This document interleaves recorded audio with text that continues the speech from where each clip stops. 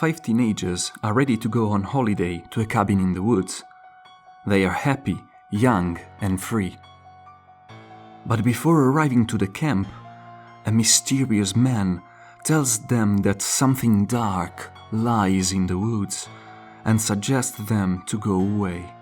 Getting back. That's your concern. Once they arrive to their destination, what seemed to be a happy holiday becomes a nightmare after they awake something that should have been stayed asleep. Meanwhile, a group of scientists are ready to play a mysterious game with them, and the stakes seem to be much higher than we think. The Cabin in the Woods is a 2012 American horror movie by Drew Goddard. This film is a little jewel in the horror panorama of the last years. Well, you can say that the plot seems to be the same old thing that we already have seen in hundreds of movies, right? My parents are gonna think I'm such a burnout. Yes, in fact, here lies the true power of this film. This movie is a parody of slasher horror movies that became so popular in the 80s and 90s. But what is a slasher movie? Surely the ones of you more fond of horror films are familiar with this word.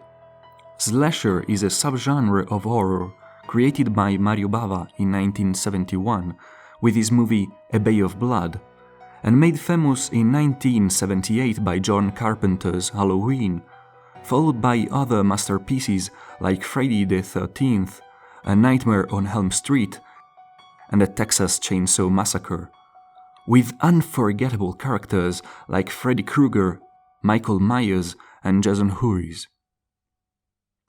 In these movies, we can find some features that have been so overused to become stereotypes in the horror pop culture. In slasher movies, there is always a masked serial killer armed with a sharp and peculiar weapon. From this comes the name of the genre. In fact, these kind of B-movies were so appreciated by the general audience to make the producers realize a ridiculous number of sequels. For example, we have 13 Halloween movies in the franchise and crossovers like Freddy vs. Jason. The highest point of this genre has been obtained with the first slasher parody, that became itself a new cult movie, a franchise, and a subject for low-level comedy parodies. I'm talking about Scream. Now, some of you might be thinking, hey, Scream is not a funny movie, why he calls it a parody? Because with parody, we mean something that takes the stereotypes of a genre and exaggerates them, not only in a funny way. So is The Cabin in the Woods. In the film, the typical horror clichés become not only irrelevant, but also necessary to the plot. The characters that in the beginning of the movie are common teenagers become more and more stereotyped during the film.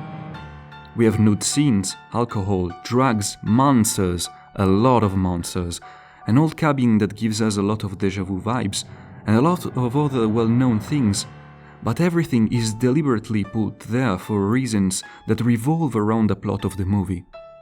The Cabin in the Woods is not only a tribute to 80s B-movies, but also an allegory of the entire horror industry.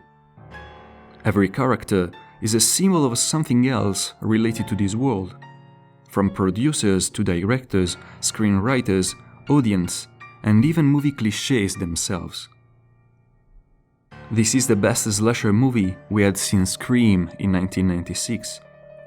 A tribute to an old-fashioned genre that has passed its best year by far, but that has been so relevant and influential that it can be considered a milestone of the cinema history and the foundation of contemporary horror masterpieces.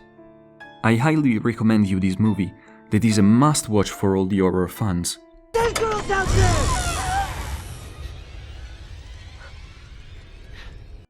And if you have already watched it, let us know in the comments what do you think about it. Did you like it? Have you suggestions for other movies to share? Thanks for watching. See you in the next video. Ciao a tutti.